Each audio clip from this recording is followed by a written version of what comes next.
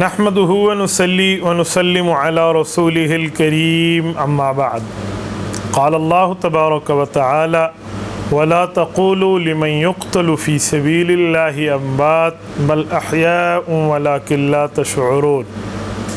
عن أبي سعيد الخدري رضي الله تعالى عنه قال قال رسول الله صلى الله عليه وسلم الحسن والحسين سيدا شباب أهل الجنة.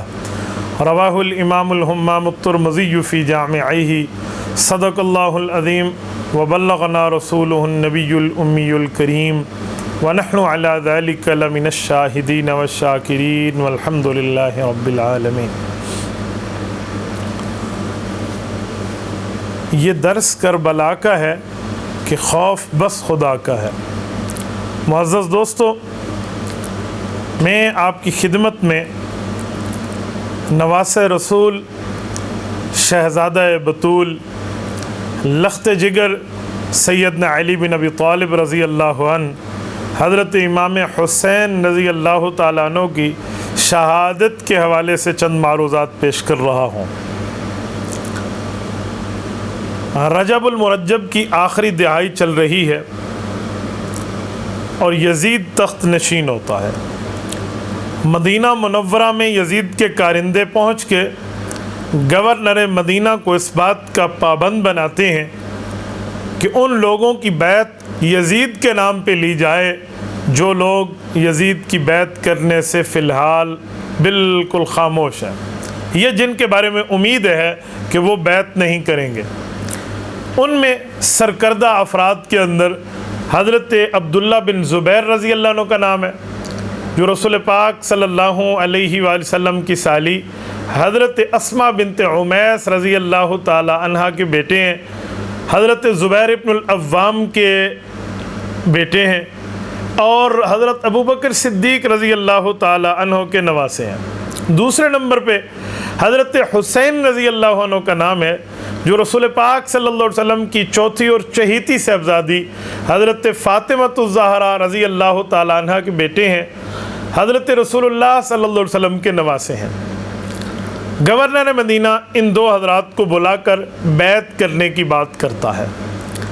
حضرت عبداللہ بن زبیر رضی اللہ عنہ نے تو اپنے طریقے سے ٹیکل کر لیا اور وہ وہیں سے کسی طریقے پر بات کرنے کے بعد تشریف لے گئے، بیعت نہیں کی. حضرت امام حسین رضی اللہ عنہ کو رات کی تنہائی میں بلایا گیا تو حضرت امام حسین نے پہلے تفکر کیا، اس پہ سوچا کہ رات کے اس لمحے مجھے بلانے کا مطلب کیا ہے. تو حضرت امام حسین اپنی فراست حسینیہ سے اس نتیجے پر پہنچے کہ کہیں حضرت امیر معاویہ رضی اللہ عنہ کی وفات ہو گئی ہوگی اور یزید تخت نشین ہوا ہے اور اس کی بیعت کے لیے مجھے بلایا جا رہا ہے. ٹھیک ہے، میں بھی نمٹ لوں گا. یہ طے فرما کر یہاں سے اٹھے اور جب گورنر مدینہ کے پاس پہنچے ہیں، اس سے گفتگو ہوئی ہے تو اس نے حضرت معاویہ رضی اللہ عنہ کی وفات اور یزید کی تخت نشینی کی بات کی. حضرت معاویہ رضی اللہ عنہ کی وفات پہ حضرت امام حسین رضی اللہ عنہ نے انا للہ و انا الیہ راجعون پڑھا، تعزیت پیش کی، دعائے مغفرت پیش کی، ترقی درجات کے لیے دعائیں پیش کی. اور جب یزید کی بیعت کی بات آئی تو حضرت حسین نے پوچھا کہ گورنر صاحب، آپ کو کیا لگتا ہے کہ مجھ جیسا آدمی یہاں تنہائی میں بیعت کر لے گا؟ آپ کو تو چاہیے کہ مجھ جیسے آدمی کہ اگر آپ نے بیعت لینی ہے تو آپ مجمع عام میں برسر عام دن کی روشنی میں مجھ سے بیعت لیجئے، نہ کہ رات کی تنہائی میں. تو نے کہا جی بات تو ٹھیک ہے. کہ جی ٹھیک ہے، پھر آپ ابھی تشریف لے جائیے، صبح بیعت کے معاملے کو دیکھ لیا جائے گا. حضرت امام حسین رضی اللہ عنہ نے جو بات فرمائی ہے کہ کسی قسم کا کوئی جھوٹ نہیں ہے، اپنے رتبے، مقام، مرتبے، حیثیت، ویلیو اور درجے کو دیکھ کر بات فرمائی کہ حسین ابن علی رضی اللہ عنہ جیسا شخص کیا تنہائی میں بیعت کرتا پھرے. رات رات حضرت امام حسین یہاں سے سفر فرماتے ہیں اور مکہ المکرمہ نکل جاتے ہیں. صبح جب حضرت امام حسین رضی اللہ عنہ کے بارے میں پوچھا گیا، ایک دو دن تو خاموشی چھائی رہی کہ شاید ادھر شاید ادھر. جب پتہ چلا کہ وہ تو اپنے اہل و عیال کو لے کر یہاں سے تشریف لے گئے ہیں تو اب انہوں نے اپنے کارندے بھیجے کہ یار تلاش کرو جی کیا ہو گیا ہے. حضرت امام حسین رضی اللہ عنہ مکہ مکرمہ کے پاس چل پڑے تھے. ان کی تلاش سے ہوتے ہوتے جب یہ تلاش اور سرچ سے نکلتے ہیں تو امام حسین مدینہ منورہ سے مکہ مکرمہ میں داخل ہو چکے ہیں. اور مکہ مکرمہ تو دارالامن ہے. حضرت عبداللہ بن زبیر بھی مکہ مکرمہ آ چکے ہیں. یزید کی بیعت بالکل نہیں کی، اس کا انکار کر دیا۔ اس کے بعد یزید نے گورنر مدینہ کو معزول کیا، عمرو بن سعید اشدق جیسے ظالم شخص کو وہاں سے مکہ مکرمہ بھیجا 400 سوار لے کر کہ جاؤ ان کو پکڑ کے لاؤ، فلاں کرو فلاں۔ جب یہ مکہ مکرمہ آئے تو انہیں سمجھ آیا کہ ہمارا پالا کس سے پڑا ہے، اور شرم کے مارے اپنے منہ نیچا کر کے واپس چلے گئے کہ یار مکہ مکرمہ میں دار الامن ہے، بلد الامین ہے، پرامن جگہ ہے، جہاں چونٹی تک کو مارنے کی اجازت نہیں ہے، جہاں اشارے کے ساتھ بھی آپ حالت احرام میں کسی کو مار نہیں سکتے، کسی جانور کا شکار نہیں کر سکتے، وہاں ہم نواسہ ابو بکر اور نواسہ رسول کے لیے آ گئے ہیں، یار کیا معاملہ۔ بہرحال یہ وہاں سے واپس ہوئے۔ حضرت امیر معاویہ رضی اللہ عنہ کی وفات رجب میں تھی، تو رجب کا اینڈ تھا، رجب کے بعد شعبان آیا ہے، شعبان کے بعد رمضان ہے، رمضان کے بعد شوال ہے، شوال کے بعد ذوالقعد ہے، ذوالقعد کے بعد ذوالحج ہے، ذوالحجہ میں حضرت امام حسین رضی اللہ عنہ کا یہاں سے سفر ہے، 5 ماہ تک حضرت امام حسین مکہ مکرمہ میں مقیم ہے۔ دنیا زیارت کے لیے آ رہی ہے، لوگ مل رہے ہیں، حضرت امام حسین رضی اللہ تعالیٰ عنہ کے ایک حلقہ ارادت بڑھ رہا ہے، تو کوفہ کے چند ظالم بے وفاؤں کے امام جن کے ماتھے پر بے وفائی کا بدنما داغ ہے اور تا قیامت ان کے چہرے پر یہ ندامت اور بے وفائی کا داغ رہے گا، انہوں نے خطوط لکھے ہیں، انہوں نے آفر پیش کی ہے، انہوں نے وفود بھیجے ہیں، ڈیلیگیشن کا تاندہ بن گیا ہے۔ امام حسین رضی اللہ عنہ، ہم نے سنا ہے آپ نے یزید کی بیعت کا انکار کیا ہے، آپ آئیے ہماری قیادت کیجئے، آپ آئیے کوفہ تشریف لائیے، آپ آئیے ہماری رہنمائی کیجئے، ہمیں شرعی معاملات میں سمجھائیے اور ہماری سرپرستی فرمائیے۔ خطوط در خطوط، خطوط در خطوط، وفود در وفود، ایک سلسلہ بن گیا۔ حضرت امام حسین رضی اللہ عنہ جب سفر کا ارادہ فرماتے ہیں تو صحابہ کی اولادیں اور امام حسین کے بچپن کے ساتھی اور دوست اور پیارے اور تعلق والے یہ آڑے آ جاتے ہیں، آپ سفر کیوں کر رہے ہیں؟ آپ جانتے نہیں ہیں یہ عراق والے کون سے لوگ ہیں جو آپ کو طلب کر رہے ہیں؟ انہوں نے آپ کے والد حضرت علی المرتضیٰ رضی اللہ تعالیٰ عنہ کے ساتھ کیا کیا، انہوں نے آپ کے بھائی حضرت امام حسن رضی اللہ عنہ کے ساتھ کیا کیا، یا مذل المؤمنین کا ان لوگوں نے حضرت امام حسن رضی اللہ عنہ کو طعنہ دیا تھا، انہوں نے امام حسن کے نیزے کے ساتھ ان کے ران پر حملہ کیا تھا اور زخم دیا تھا۔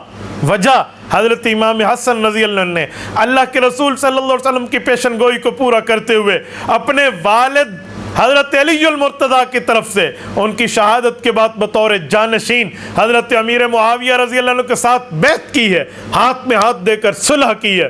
اس کی پاداش میں ان کوفیوں کے نظریں پھر گئیں، ان کوفیوں کے لہجے پھر گئے، ان کوفیوں کے قول و قرار ایک جگہ نہیں رہے۔ آپ کو نہیں جانا چاہیے، حسین ابن علی رضی اللہ عنہ آپ کو نہیں جانا چاہیے، حضرت عبداللہ بن عباس ہیں کہنے والے، حضرت عبداللہ بن عمر ہیں کہنے والے، حضرت عبداللہ بن زبیر ہیں کہنے والے، صحابہ کرام کی اولادیں درمیان میں آ گئیں۔ امام حسین رضی اللہ عنہ نے اپنا ارادہ ملتوی کیا، پوچھا اچھا بتاؤ کیا حل ہے؟ یہ کہتے ہیں ہمیں دینی باتیں بتاؤ، یہ کہتے ہیں ہمیں دینی رہنمائی بتاؤ، آپ نے یزید کی بیعت نہیں کیجیے، ہمارے پاس آئیے، اگر میں نہ جاؤں یہ کہتے ہیں کل قیامت میں ہم آپ کا نعوذ باللہ گریبان پکڑیں گے، میں اللہ کو کیا جواب دوں؟ ہزاروں آدمی مجھے اپنی دینی رہنمائی کے لیے طلب کر رہے، میں نہ جاؤں؟ صحابہ کرام نے عرض کیا امام حسین رضی اللہ عنہ ہمیں آپ کا خون عزیز ہے، ہمیں آپ کی جان عزیز ہے، ہمیں آپ کی عزت اور احترام عزیز ہے، آپ ایک کام کیجئے، ایک نمائندہ بھیج دیجئے، وہ وہاں جائے، ان کو پرکھے، ان کو سمجھے، ان کو سرچ کرے، ان کی تحقیق کرے، اور اس کے بعد معاملہ واضح ہو کہ لوگ آپ کے ساتھ مخلص ہیں یا منافق ہیں، یہ اوپر سے حامی بھر رہے ہیں یا اندر سے بھی آپ کے ساتھ ہیں۔ کہ جی بالکل بہت اچھی بات ہے، بھیج دینا چاہیے۔ حضرت عقیل رضی اللہ عنہ حضرت علی المرتضیٰ کے بھائی، حضرت حسین رضی اللہ عنہ کے چچا جان، حضرت عقیل کے بڑے بیٹے حضرت مسلم ابن عقیل رضی اللہ عنہ کو بھیجا جاتا ہے، بطور جانشین بھیجا جاتا ہے، بطور ایمبیسیڈر بھیجا جاتا ہے، بطور سفیر بھیجا جاتا ہے، بطور نمائندہ بھیجا جاتا ہے، اور یہ کوفہ تشریف لے جاتے ہیں، وہاں کے ماحول کو دیکھتے ہیں، سازگار ماحول ہے۔ اس وقت وہاں کے جو گورنر تھے وہ نعمان ابن بشیر رضی اللہ عنہ تھے، عظیم صحابی رسول ہیں، لوگوں کے ساتھ بڑا اچھا برتاؤ ہے، بڑا تعلق ہے، ان میں کوفیوں نے اچھا ایک رہن سہن کا سامان رکھا ہوا ہے، اور ان نے خط لکھے، اور یہ سارے گئے تو حضرت حسین کے نمائندے کے ہاتھ میں ہاتھ دے کر بیعت کی۔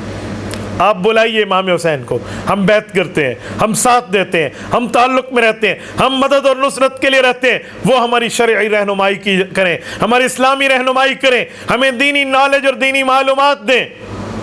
جی ٹھیک ہو گیا۔ جب ان نے تسلی دیکھی، معاملات کو پرامن دیکھا، خط لکھا، آ جائیے، یہاں ماحول بالکل سازگار ہے۔ حضرت حسین صحابہ کی اولادوں کو خط دکھاتے ہیں، دوستوں کو وہ خطوط دکھاتے ہیں کہ دیکھو میرے نمائندے نے بھی تصدیق کر دی، چلیے اب ان کے پاس تو کیا رہ گیا؟ ٹھیک ہے، حضرت امام حسین نے سفر شروع کیا ہے۔ یہ ذوالحج کے ابتدائی دن ہیں۔ حضرت حسین رضی اللہ عنہ سفر فرماتے ہیں کوفہ کی طرف۔ راستے میں پہنچتے ہیں کہ اطلاع ملتی ہے کہ حضرت مسلم ابن عقیل رضی اللہ تعالی عنہ کے ساتھ بے وفائی ہو گئی، اور ان کا جوابی خط آ چکا ہے کہ معاملہ کیا ہے اور معاملہ کیا ہے۔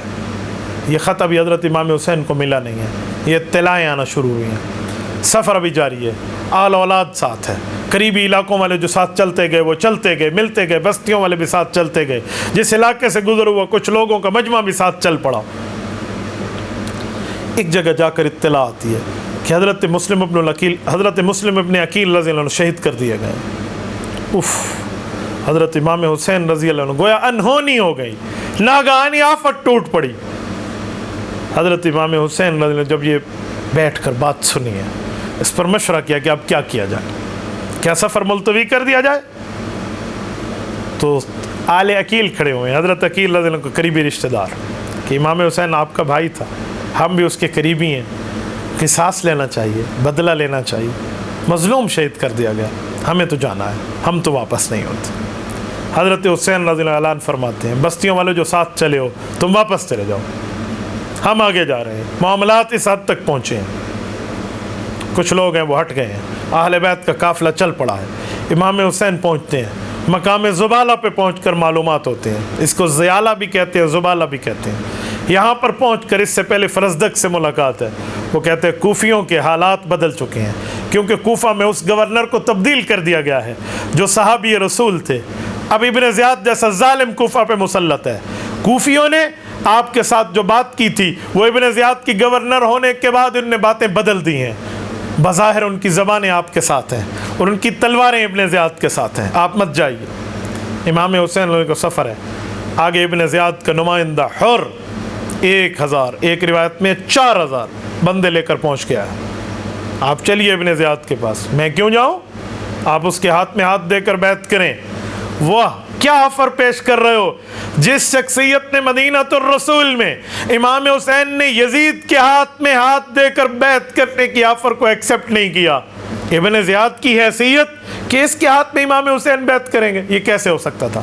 فرمایا جی نہیں، میں تو کوفیوں کی دعوت پر آیا تھا، اگر ان کے دل بدل چکے ہیں تو میں یہاں نہیں آتا۔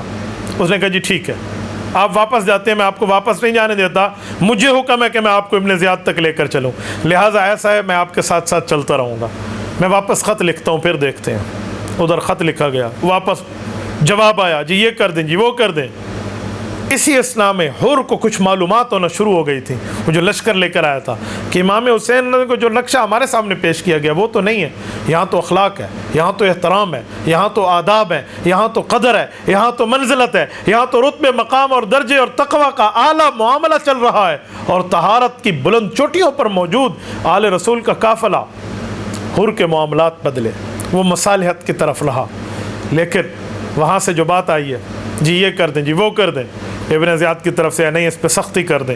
حضرت امام حسین نے جواب میں 3 باتیں پیش فرمائی ہیں۔ نمبر 1 کہ میں جہاں سے آیا ہوں مجھے وہاں جانے دیں۔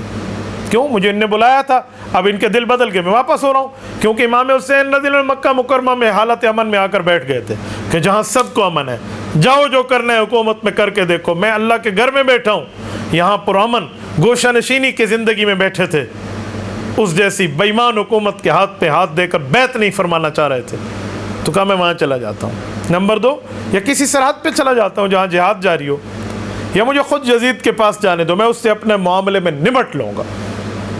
کہا جی لکھ کر دیں، لکھ کر دیا۔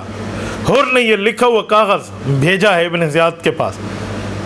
ابن زیاد کو اس خط نے اتنا متاثر کیا، اس نے کہا جی بات تو ٹھیک ہے، ٹھیک ہو گیا، یہ تو امن ہو گیا، صحیح ہے، ان تینوں میں سے کوئی ایک شرط ہم منظور کرتے ہیں، ٹھیک ہے۔ साथ बैठा हुआ एक शैतान जिसे शिमर कहते हैं, उसने कहा इब्न ज़ियाद गवर्नर ये गलती न करना, आज तुम्हारे हाथ से हुसैन निकल गया, कल मजमा लेकर फिर आएगा।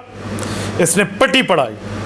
जैसे फ़िरौन इतना जालिम नहीं बन रहा था, उसके कमांडर, उसके वज़ीर, उसके मुशीर हामान ने उसको गलत पट्टी पढ़ाई और आखिर डुबाने तक ले आया।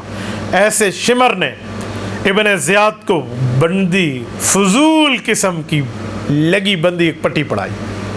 वो मान गया, उन्होंने कहा जी ठीक है, अपने हाथ पर बैत लूँगा। उमर बिन साद की क़यादत में, शिमर अपने ज़िलजोशन की क़यादत में मजमे भेजे, कहा जी हमें शर्त कबूल नहीं है, लड़ाई होगी, पानी बंद कर दें, ये है वो है। जिस वक्त हज़रत इमाम हुसैन के मुकाबले में सब पहुँचे और मामलात हुए, यहाँ कुछ रातें तो गुजरी ने, 1-2 रातें, तो हज़रत इमाम हुसैन रात को ख्वाब देखा। तबरी में है, बेटे ने पूछा अब्बू आपने क्या ख्वाब देखा कि उठने के बाद आप इन्ना लिल्लाहि व इन्ना इलैहि राजिऊन पढ़ रहे हैं। फरमाया बेटा मैंने ख्वाब देखा है कि कुछ लोग चल रहे हैं और उनके साथ उनकी मौतें भी चल रही हैं। कि मैं तो यही समझता हूँ कि इससे मुराद हम लोग होंगे। बेटे ने सब्र का मुजाहरा किया। हज़रत हुसैन रज़ी अल्लाह अन्हु के सामने से सारे मामलात हैं। एक चीज़ तय हो चुकी थी, अल्लाह के रसूल सल्लल्लाहु अलैहि वसल्लम की ज़िंदगी मुबारक में रसूल पाक सल्लल्लाहु अलैहि वसल्लम के पास मिशकात जल्द नंबर 2 किताबुल मनाक़िब में रिवायत मौजूद है। हज़रत जिब्राईल आए थे, आकर एक सफ़ेद शीशी दे गए थे जिसमें करबला की खाक भी थी, और रसूल पाक सल्लल्लाहु अलैहि वसल्लम को फरमाया उस जगह की मिट्टी है जिस जगह पे आपके इस नवासे हज़रत हुसैन रज़ी को शहीद किया जाएगा। ये मालूमात थी, ये मामलात मौजूद थे, ये तयशुदा था। लेकिन अब देखना यह था कि किस जालिम का बदनसीब नसीब फूटता है कि उसके हाथ पे ये जुल्म मामले को मारा से वजूद में लाया जाएगा। वो शिमर एंड कंपनी, वो यजीद की हुकूमत के वज़रा, वो यजीद की हुकूमत, वो इब्न ज़ियाद और इन जैसे के हाथों पर ये चीज़ मुक़द्दर थी कि लानत का ये काम इनके मुक़द्दर होना है कि इन्होंने इस अजीम खून से अपने हाथों को रंगीन करना है। तो वही हुआ। जब ये सामने आए तो वो हुर जो पहले इनकी क़यादत में ठहरा था, उसने घोड़े को एड़ लगाई और इमाम हुसैन के लश्कर में आया। कहा है हुसैन इब्न अली मुझे माफ़ कर देना, मुझे नहीं पता था ये लोग आपके साथ इस हद तक उतर आएंगे, आपके खून के प्यासे होंगे, मेरे इल्म में नहीं था, वरना मैं आपके साथ यूँ मामलात में न चलता। अब मैं इस कफ़ारे में अपनी जान तो दे दूँगा पर आपका साथ नहीं छोड़ूंगा, मैं आपका साथी और मददगार हूँ। वो आकर रुक गया, ठहर गया। ये जंग होती है, इस जंग में सहाबा कराम और अहले बैत उज़ाम का ये काफ़िला, इनमें मर्दों को शहीद कर दिया जाता है, इनमें बच्चों तक की भी शहादत है, इनमें शीर खार की भी शहादत है, इनमें बचपनों वालों की भी है। सैयदना अली अल मुर्तज़ा रज़ी अल्लाह तआला अन्हु के यहाँ कई बेटे शहीद होते हैं। हज़रत फ़ातिमतुज़ ज़हरा रज़ी अल्लाह तआला अन्हा के बतन मुबारक से हज़रत हुसैन इब्न अली हैं। इसी तरह हज़रत अली अल मुर्तज़ा रज़ी अल्लाह तआला अन्हु के एक और बीवी हज़रत लैला के बतन मुबारक से हज़रत अब्बास मौजूद है, आलमदार, जिनके हाथ में परचम है। हज़रत अली अल मुर्तज़ा रज़ी अल्लाह तआला की एक और बीवी हज़रत उमामा बिनते अबिलास रसूलुल्लाह सल्लल्लाहु अलैहि वसल्लम की नवासी हज़रत ज़ैनब की बड़ी बेटी, जो हज़रत फ़ातिमतुज़ ज़हरा के बाद हज़रत इमाम हुसैन की वालिदा बनती हैं, जो हज़रत फ़ातिमा की भांजी भी थीं और बाद में हज़रत अली अल मुर्तज़ा की बीवी बन रही हैं। उनका बेटा अली उल औसत भी है, अली अकबर भी है। ये साथी हज़रत इमाम हुसैन के साथ हैं। उबैदुल्लाह बिन अली भी हैं, जाफ़र बिन अली भी हैं, अब्दुल्ला बिन अली भी हैं, अबू बकर इब्न अली, उमर इब्न अली, उस्मान इब्न अली भी हैं। ये गालिबन 9 बनते हैं औलादें हज़रत अली अल मुर्तज़ा की डायरेक्ट। ये सारे करबला के 72 तनों में मौजूद हैं। करबला का पहला शहीद हज़रत अली अल मुर्तज़ा का बेटा मोहम्मद उल औसत है। ये वो है जो हज़रत अली अल मुर्तज़ा का बेटा हज़रत इमाम हुसैन का भाई और हज़रत अली अल मुर्तज़ा की बीवी उमामा रसूलुल्लाह सल्लल्लाहु अलैहि वसल्लम की नवासी का बेटा है। ये करबला का पहला शहीद है। अली अल मुर्तज़ा की औलादों का मुकाबला है, इन ज़ालिमों के साथ लड़ाई है, आखिर नौबत शहादत तक है। मेरे दोस्तों, ये वो चैप्टर है, ये वो बाब है, अगर इसको शुरू कर दिया जाए, रब जानता है, खुदा की कसम रोंगटे खड़े हो जाए। कोई आँख ना हो जिसके आँख में आंसू ना हो। मैं कहाँ तक इनके जुल्म को बयान करूँ। 3 दिन से पानी बंद है, जुल्म और तशद्दुद है, बच्चों तक के लिए पानी की बात नहीं है, औरतों तक के ऊपर पानी बंद है, उल्टा लड़ाई शुरू होती है। 10 मुहर्रमुल हराम को जब लड़ाई हुई, घमसान का रन पड़ा, صحابہ کرام اہل بیت عظام کے اس قافلے کو، نبی پاک کی آل اور اولاد کو ان ظالموں نے شہید کرنا شروع کیا ہے، بچوں تک کو نیزے کی انیوں پہ چڑھایا ہے۔ ان ظالموں نے کیا سے کیا نہ کیا۔ دوران نماز، دوران جنگ، جب نماز ظہر کا وقت آیا، امام حسین باجماعت نماز اپنے ساتھیوں کے ساتھ ادا کرتے ہیں، صلاۃ الخوف جو جنگ میں پڑھی جاتی ہے، اور اس کے بعد مقابلہ ہے۔ حضرت امام حسین کے ساتھیوں کو شہید کر دیا جاتا ہے۔ امام حسین کا تنہا مقابلہ کرنا ان سے موجود ہے۔ حضرت امام حسین رضی اللہ عنہ کے مقابلے میں شمر ابن ذوالجوشن اپنے ساتھیوں کو لے کر یکبارگی سے حملہ کرتا ہے۔ امام حسین رضی اللہ عنہ کو شہید کر دیا جاتا ہے، گردن مبارک الگ کر دی جاتی ہے اور اس گردن کو ابن زیاد کے پاس بھیجا جاتا ہے۔ دھڑ مبارک پہ نعوذ باللہ گھوڑے دوڑائے گئے، کیا سے کیا نہیں ہوا۔ اہل بیت کے ساتھ یہ ظلم کی وہ داستان ہے، خدا کی قسم اگر پہاڑوں کا جگر ہو تو وہ بھی پانی پانی ہو جائے۔ میں کہتا ہوں یہ وہ ظلم ہے جس ظلم میں اگر آسمان کی آنکھ نے آنسو رکھے ہوتے تو وہ خون کے آنسو روتا۔ یہ 10 محرم الحرام کا دن ہے، سن 60 ہجری ہے، یہ عالم ہے۔ اس عالم میں حضرت امام حسین رضی اللہ تعالیٰ عنہ کے ساتھ یہ اس طرح کا معاملہ۔ اور میرے دوستو، سیدنا امام حسین رضی اللہ عنہ کو سر مبارک کو ابن زیاد کے پاس پیش کیا گیا۔ ابن زیاد ظالم نے چھڑی حضرت امام حسین کے ہونٹوں پہ رکھ کر بات کرنے لگا کہ ہماری بات نہیں مانی، ہمارے ساتھ یہ نہیں کیا۔ تو اس وقت ایک صحابی رسول انتہائی بوڑھے، لرزہ ہاتھ میں، آنکھوں پر بھویں آئی ہوئی ہیں اور بڑھاپے کے عالم میں، حضرت زید ابن ارقم رضی اللہ عنہ اپنے لرزتے ہاتھوں کے ساتھ بڑھاپے میں ہاتھ ہلا کے کہتے ہیں، ارفع قضیبک یا ظالم، کوئی ظلم نہ کر، اس ہونٹوں سے اس چھڑی کو ہٹا لے۔ وَلَقَدْ رَأَيْتُ رَسُولُ اللَّهِ صلی اللہ علیہ وسلم وَلَقَدْ رَأَيْتُ رَسُولَ اللَّهِ صلی اللہ علیہ وسلم يُلَازِمُهُ، میں نے اللہ کے رسول کو ان ہونٹوں کو چومتے دیکھا ہے۔ اس ظالم نے چھڑی ہٹا لی۔ یہ شخص اتنی عمر میں ہے، جتنا اس کے بس میں ہے وہی کام کیا ہے، بزرگی کے عالم میں ہے، اور انتہا اپنے ضعف کے باوجود بھی یہ کام کر لیا اور اس ظالم کے ظلم کو ہٹایا۔ میرے دوستو، یہ ایک شہادت کا ایک عجیب باب ہے، ایک عجیب معاملہ ہے، ایک ظلم کو، داستان کو دہرایا گیا ہے۔ یزید کے پاس جب اس سر مبارک کو پیش کیا گیا، اہل بیت کو پیش کیا گیا، میں نہیں یزید کو قتل حسین میں بری سمجھتا۔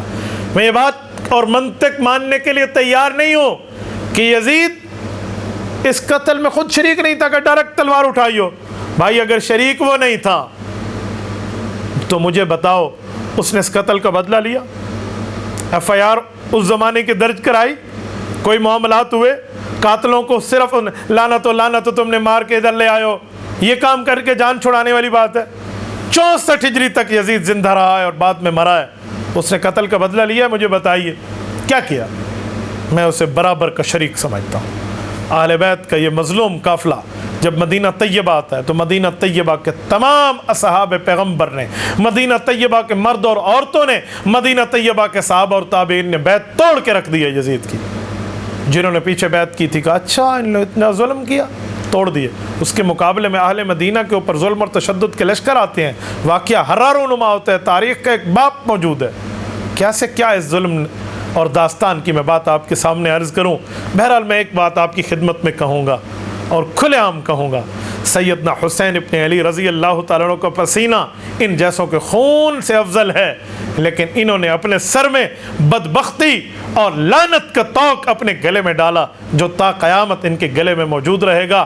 میں آج لعنت کرتا ہوں ان لوگوں پہ جو قتل حسین پہ راضی ہیں، قتل حسین میں شریک ہیں اور قتل حسین پہ خوش ہیں۔ میری دعا ہے اللہ رب العزت ہمیں حضرت حسین کے نقش قدم پہ چلائے، حضرت حسین اور ان کے آل کے درجات کو بلند فرمائے۔ کل قیامت میں اللہ ہمیں یزید اور شمر سے بچاتے ہوئے حضرت حسین کا ساتھ عطا فرمائے۔ اقول قولی ھذا واستغفر اللہ وآخر دعوانا ان الحمد للہ رب العالمین۔